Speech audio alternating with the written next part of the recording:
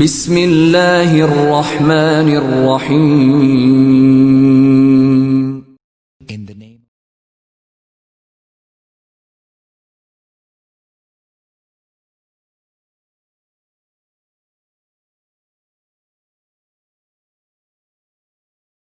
آج جس شہید کربلا کا ذکر ہم کریں گے وہ مشہور ہیں امام حسین علیہ السلام کے مؤذن کے نام سے.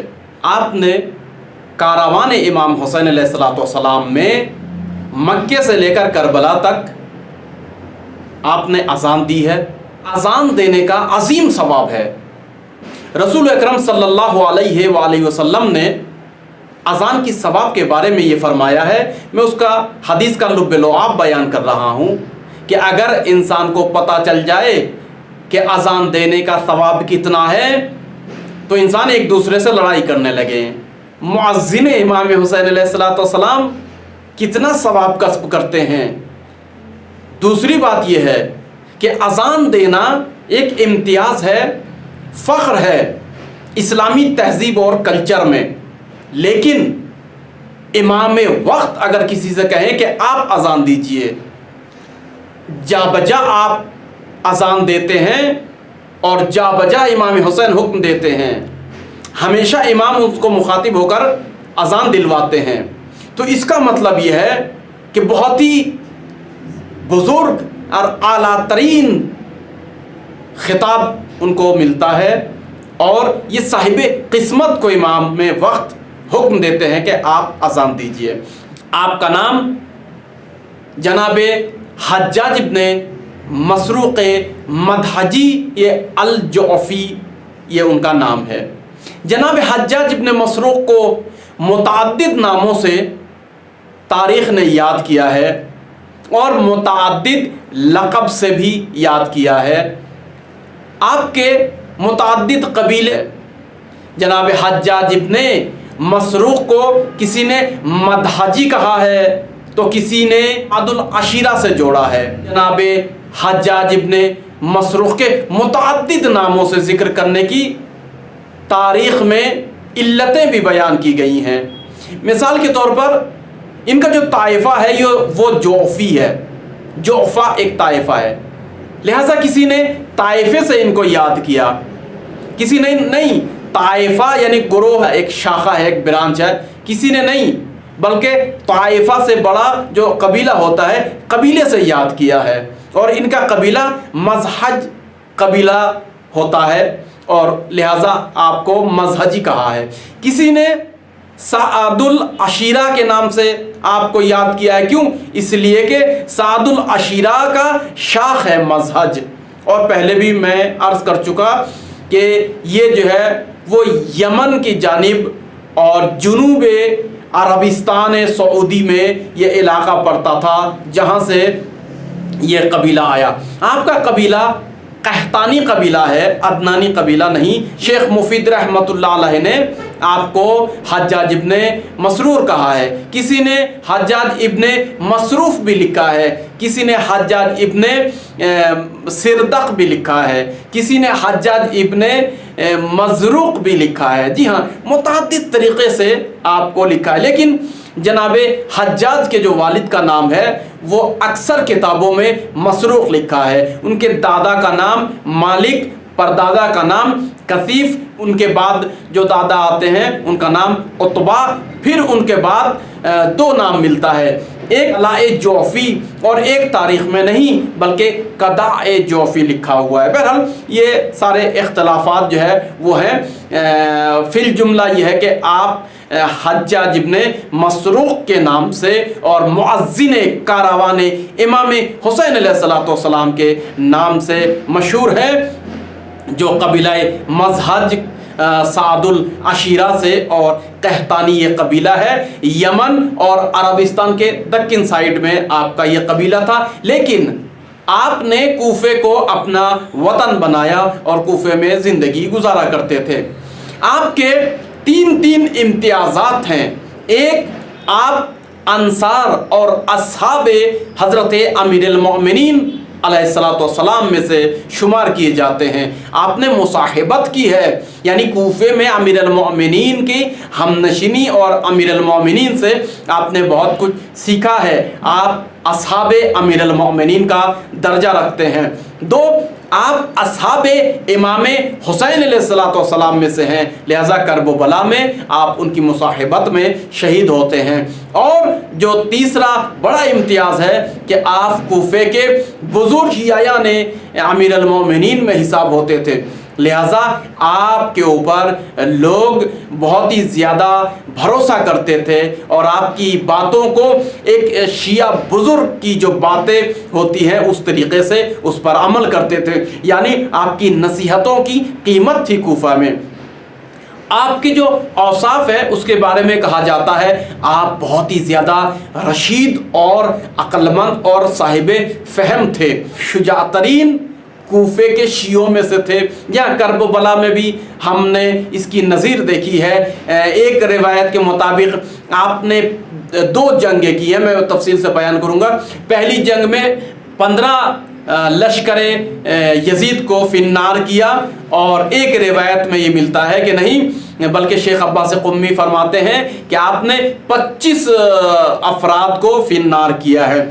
اور دوسری جو جنگ ہوتی ہے اس جنگ میں آپ نے 150 لشکر یزید کو فی النار کیا ہے۔ آپ جنگ کے ماہر شخص تھے، یعنی یمنی نژاد جو اصحاب امام حسین علیہ السلام تھے ان میں آپ دیکھیں گے جناب حجاج ابن مسروق کا نام ایک چمکتا ہوا نام ہے کہ جنہوں نے جنگ کی مہارت میں اپنا لوہا منگوایا ہے۔ آپ کثیر الصلاۃ تھے، کثیر الصوم تھے، یعنی زیادہ روزہ رکھتے تھے اور زیادہ نماز پڑھتے تھے، عاشق نماز تھے۔ جب سے امام حسین علیہ السلام کے کارواں میں آپ شریک ہوئے، آپ امام حسین علیہ السلام کے رکاب دار تھے۔ رکاب داری کے بارے میں بھی میں اپنے بچوں کے لیے عرض کر دوں، فرض کیجئے جب گھوڑے پر امام سوار ہوں گے تو رکابدار آ کے سہارا دیتا ہے، جب گھوڑے سے اتریں گے امام تو رکابدار آ کے مدد کرتا ہے۔ تو اس طریقے سے آپ جو ہے وہ رکابدار امام حسین علیہ السلام، آپ کے بارے میں مشہور ہے کہ آپ بہترین قاری قرآن میں سے تھے کوفے کے۔ قرآن کریم کو کوفے کے اغلب لوگ پڑھنا جانتے ہیں چونکہ عرب ہیں، لیکن آپ قاریوں میں سے ہیں اور خوش صدا خوش لحن قاریوں میں سے ہیں، کوفے میں مشہور ہیں۔ تو اس کا مطلب یعنی عام قاریوں میں سے نہیں ہوں گے، معروف ترین قاریوں میں سے آپ کا ذکر ہوتا ہے۔ اور اس بات کی دلیل بھی یہی ہے کہ امام حسین آپ کی خوش لحن خوش آواز سے امام حسین علیہ السلام بھی اذان کے لیے آپ کو حکم دیتے ہیں۔ جی ہاں، آپ حافظ قرآن بھی تھے اور آپ نے حفظ قرآن میں اپنی زندگی کو بتائی ہے۔ جناب حجاج کوفے سے اپنے غلام کے ساتھ نکلتے ہیں۔ جب آپ نے سنا کہ امام حسین علیہ السلام مدینے کو ترک کرتے ہیں اور مکے کی جانب روانہ ہوتے ہیں، تبھی آپ جو ہے وہ کوفے سے نکلتے ہیں اور مکے کی جانب چلتے ہیں۔ ادھر امام حسین علیہ السلام مکہ پہنچے، ادھر آپ بھی اپنے غلام مبارک کے ساتھ مکے میں امام کے ساتھ ملحق ہوئے۔ اس طریقے سے امام حسین علیہ السلام کے قافلے کے ساتھ ساتھ مکے سے کربلا تک پہنچے۔ منزل قصر بنی مقاتل میں ایک روایت میں ملتا ہے کہ آپ نے امام حسین علیہ السلام سے ملاقات کی ہے اور مکے میں آپ کی ملاقات نہیں ہوئی ہے، لیکن جو اغلب روایت ملتی ہے اس میں لکھا ہے کہ آپ نہیں بلکہ مکے میں ملحق ہوئے ہیں۔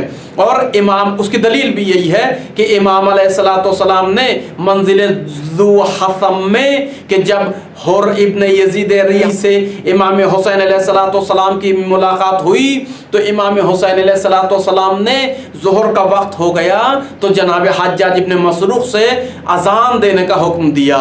لہٰذا یہ اس بات کی دلیل ہے کہ آپ منزل بنی مقاتل میں ساتھ نہیں ملحق ہوئے بلکہ مکے میں آپ امام کے ساتھ ساتھ تھے اور وہاں سے چلے ہیں۔ امام حسین علیہ السلام نے اس کے بعد بھی آپ کو ایک عظیم درجہ عنایت کیا اور یہ ذمہ داری امام حسین علیہ السلام نے دی۔ اس طریقے سے میں کہوں امام حسین علیہ السلام نے ایک منزل ہے کہ جس کا نام قصر بنی مقاتل، میں پھر عرض کر دوں کہ یہ جو ہے وہ 20واں منزل امام حسین علیہ السلام ہے، لہٰذا بہت ہی مشہور ہے، اس میں بہت سارے واقعات بھی ہوئے ہیں۔ اس میں ایک واقعہ یہ ہے کہ امام حسین علیہ السلام نے حجاج علیہ السلام کو اپنا ایلچی بنایا، اپنا نائب بنایا، اور موعظہ کرنے کے لیے، اپنے پیغام کو پہنچانے کے لیے آپ نے کسی کی جانب بھیجا۔ جی ہاں، واقعہ اس طریقے سے ہے کہ جب امام حسین علیہ السلام کا کارواں اس منزل پر پہنچتا ہے قصر بنی مقاتل میں، تو آپ نے دیکھا ایک خیمہ لگا ہوا ہے اور غلام ہے، فلاں ہے، یہ ہے۔ تو ایک مرتبہ امام نے پوچھا کہ یہ کس کا خیمہ لگا ہوا ہے اتنا شان و شوکت کے ساتھ؟ تو لوگوں نے بتایا کہ یہ عبید اللہ ابن حر جوفی کا خیمہ لگا ہوا ہے۔ چونکہ حجاج ابن مسروق بھی جوفی طائفے سے تعلق رکھتے تھے، لہٰذا آپ نے حضرت حجاج کو بلایا، اور یزید بن مغفل جوفی جو طائفہ جوفی سے تعلق رکھتے تھے، یہ دونوں، ان دونوں کو بلایا، اور بلانے کے بعد کہا کہ جاؤ عبید اللہ ابن حر کے پاس اور جا کر اس سے کہو کہ وقت کے امام تمہیں بلا رہے ہیں۔ مفصل واقعہ ہے، بہرحال آپ جاتے ہیں، اور جناب حجاج نے جا کر احوال پرسی کے بعد جب انہوں نے کہا عبید اللہ ابن حر نے کہ کیسے آنا ہوا، تو آپ نے فرمایا میں ایک بشارت لے کر آیا ہوں، فرزند نبی، فرزند زہرا، فرزند علی، وقت کا امام نے تم کو بلایا ہے اپنے کارواں میں شامل کرنے کے لیے، تم کو، میں اپنے جملوں میں کہہ دوں، یعنی تم کو حسینی بننے کے لیے۔ مگر عبید اللہ ابن حر کو یہ توفیق نصیب نہیں ہوئی۔ اس نے کہا کہ دیکھو میں کوفے سے اس لیے نکلا ہوں، نہ میں فرزند نبی کو قتل کروں اور نہ ہی فرزند نبی کے ساتھ ہو جاؤں، اس لیے کہ کوفے میں جو حسین کے ماننے والے، جو شیعوں کی حالت میں دیکھ رہا ہوں وہ بدترین حالت ہے، شیعوں کو تذلیل کیا جا رہا ہے، جیل میں بھر دیا جا رہا ہے، ذلیل کیا جا رہا ہے، چن چن کے مارا جا رہا ہے۔ میں سمجھ گیا کہ امام حسین علیہ السلام، میں اپنے جملوں میں عرض کر رہا ہوں، اس نے کہا کہ میں سمجھ گیا کہ امام حسین اب قتل کیے جائیں گے، لہٰذا امام حسین کی طرفداری کرنے سے مجھے کیا ملے گا۔ بہرحال روایت اور بھی کچھ بیان کرتی ہے، میں مختصر اشارہ کروں۔ امام حسین علیہ السلام اس کے بعد فرماتے ہیں لاؤ میرے جوتے دو، میں خود جانا چاہتا ہوں۔ تو روایت میں ہے کہ امام حسین علیہ السلام خود اس کے خیمے تک گئے، یہاں تک کہ امام حسین کے ساتھ ننھے ننھے چھوٹے چھوٹے بچے بھی تھے، تو اس نے دیکھا اور فرزند نبی کو خود کہتا ہے کہ آج تک میں نے اتنا نورانی چہرہ نہیں دیکھا، جبکہ اس سے پہلے جب حجاج بن مسروق اس سے بات کرتے ہیں تو کہا کہ میں یہاں پر ہوں، امام سے مت کہنا۔ کہا امام جانتے ہیں، کہا کہ ٹھیک ہے پھر ایسا کوئی انتظام کرو میرا اور امام کا دیدار نہ ہو پائے۔ بہرحال امام حسین علیہ السلام حجت کو پوری کرنے کے لیے اس کے خیمے میں تشریف لاتے ہیں، اس حال میں کہ امام کے پیچھے ننھے ننھے بچے بھی آتے ہیں، اور یزید بن مغفل اور حضرت حجاج ابن مسروق بھی ساتھ رہتے ہیں۔ امام وارد ہوتے ہیں، گفتگو کی، بہت میں ریز نہیں اترنا چاہتا ہوں۔ اس نے کہا فرزند نبی آپ کی داڑھی کالی ہے یا آپ نے خضاب کیا ہے؟ امام حسین نے وہاں ایک جملہ کہا کہ اب میں بوڑھا ہو گیا ہوں، پیری کی جانب پہنچ گیا ہوں۔ یہ سارے مسائل ہیں۔ جو عمدہ گفتگو یہ ہے کہ امام حسین علیہ السلام نے جو گفتگو کی تو عبید اللہ ابن حر نے قبول نہیں کیا، حسینی نہیں بنا اور دعوت کو قبول نہیں کیا۔ اس نے یہ کہا کہ میرے یہ گھوڑے تیار ہیں، حتیٰ کہ میرا یہ مخصوص گھوڑا، ایک گھوڑا تھا اس کا جو بہت ہی تیز رفتار سے بھاگا کرتا تھا۔ اس نے کہا کہ میں آج تک کبھی ایسا نہیں ہوا کہ کسی مقصد کے تحت اس گھوڑے پر سوار ہوا اور اس مقصد کو اپنایا نہ ہو، اور اس گھوڑے پر سوار ہونے کے بعد آج تک کسی نے جو ہے مجھے پیچھا کر کے پکڑ نہیں سکا۔ یہ گھوڑا اتنا تیز رفتار، آپ اس گھوڑے پر سوار ہو جائیے اور نکل جائیے یہاں سے۔ میں اپنے جملوں میں عرض کر رہا ہوں کہ یہاں سے چلے جائیے، میں گارنٹی دیتا ہوں آپ کے بال بچوں کو آپ تک پہنچاؤں گا کوئی گزن۔ تو امام حسین علیہ السلام نے عبید اللہ سے کہا کہ رکھو اپنا گھوڑا، اپنا مال و متاع، اپنے اسب و زین، اور نہ ہی تمہارے گھوڑے کی ہمیں ضرورت ہے اور نہ ہی تمہارے مشورے کی ضرورت ہے۔ ہم खुदावंद आलम के ऊपर भरोसा करते हैं। बहरहाल इमाम का जुमला और खुतबा होता है, मैं तूलानी ना करूं, लिहाजा इस अहम जगह पर अहम मामले में इमाम हुसैन अलैहिस्सलाम ने जनाब हज्जाज इब्न मसरूक को अपना एलची बनाया, अपना नुमाइंदा बनाया। जी हाँ, ये एक बहुत बड़ा दर्जा रखता है। आप कहते हैं कि मख्तल में जनाब अनस बिन हारिस काहिली के बाद जाते हैं और 2 मरतबा आप जंग करते हैं। एक मरतबा आप मैदान जंग में गए और 15 दुश्मनों को वासिले जहन्नुम किया। बहुत बड़े शुजा थे, बहादुर थे, जंगजू थे। उनमें आलूद बदन लेकर आप वापस आते हैं और आने के बाद इमाम हुसैन अलैहिस्सलाम के पास मुलाकात दीदार करते हैं और बेहतरीन अशआर पढ़ते हैं कि जो आपके रजस भी है और इमाम हुसैन अलैहिस्सलाम की मदहो सना में भी ये अशार मारूफ है। देखिए, जब भी किसी शख्स को पहचान ना हो करबला के शहीद को, उनके रजस को बारीकी से मुताला कीजिए, उनकी ज़ात और शख्सियत का पता चलता है। आप फरमाते हैं, फदत्तु का नफ्सी, मैंने अपने नफ्स को, अपनी जान को आपके ऊपर फिदा किया, ए हादी और मेहदी, यानी हिदायत करने वाले भी और हिदायत शुदा भी। और वाक़ईन इमाम हुसैन अलैहिस्सलाम को करबला के मैदान में जहाँ लश्कर यजीद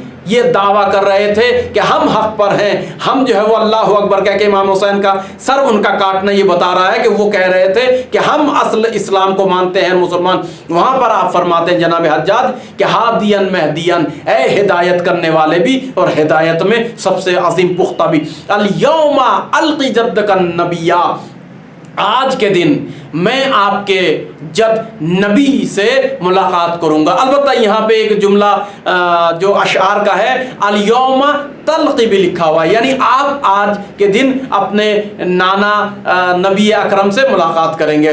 फिर आप फरमाते हैं, सुम्मा अबा का ज़न्नदा अलिया, फिर अपने बाबा से भी मिलेंगे कि जिनको अली मुर्तज़ा कहा जाता है, ज़ाकल्लज़ी नारिफ़हु वसिया, कि जिनको हम अपना वसी मानते हैं। ये बेहतरीन जुमला है, यानी मैं जुमलों को बदल कर कह दूं कि आपने कलमा पढ़ा है, ला इलाहा इल्लल्लाह मुहम्मद रसूलुल्लाह अली वलीउल्लाह। अलबत्ता इसके बाद भी अशआर दूसरी किताबों में भी इस तरीके से मिलता है, अल हसनुल खैर रज़ी अल वलिया, आपके भाई, उनसे आज मैं मिलूँगा कि जो बेहतरीन ज़ात है, बेहतरीन खैर है और जिससे खुदावंद आलम भी राज़ी है और वली खुदा है।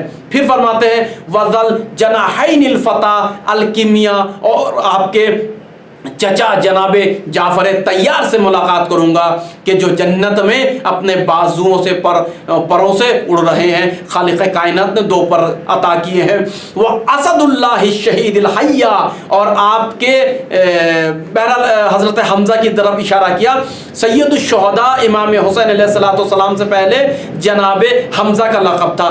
तो आप इफ्तिखार कर रहे हैं इन ज़वातों के बारे में। जी हाँ, कहते हैं कि इमाम हुसैन के पास वापस लौटने के बाद इमाम ने तायद की, तशवीक़ की, फिर कहा कि आप जाइए, आपके बाद हम आ रहे हैं। तो फिर अपने ग़ुलाम मुबारक के हमराह गए और आपने और ग़ुलाम ने मिलकर 150 लश्कर यजीद को फिन्नार किया, मगर चारों तरफ से घेर लिया आपको, और घेरने के बाद तीरों से आपके ऊपर बारिश शुरू की। तीर बारानी जब आपकी अकेली जान है, कहाँ तक तीरों को बर्दाश्त कर पाते।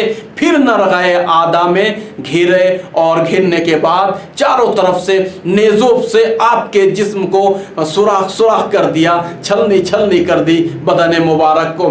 फिर उसके बाद इसी पर इक्तफा नहीं किया बल्कि तलवारों से आपको पारा किया। जी हाँ, इमाम ज़माना अज्जलल्लाहु ताला फ़रजहु शरीफ ज़ियारत नाहिया में, इसी तरीक़े से ज़ियारत रजबिया में आपके पारा बदन के ऊपर सलाम करते हैं। अस्सलामु अलल हज्जाज इब्न मसरूक़ुल जुअफ़ी, इन्ना लिल्लाहि व इन्ना इलैहि राजिऊन।